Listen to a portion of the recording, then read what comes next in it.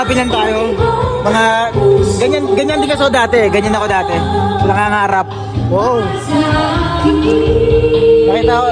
Nakita ko kasi kanina, pinipicturean niya yung mga motor. Ito. Yan, mga motor. Pinipicturean niya. So, nung bata ako, ganyan din ako. So, bigyan natin sticker. There. Bigyan natin ito. Sticker, brother. Ano sa inyo yan? Ano lang ride safe lang tayo lagi helmet tol. Tuloy nyo lang yan tuloy nyo lang. Side mirror para legal naman tayo.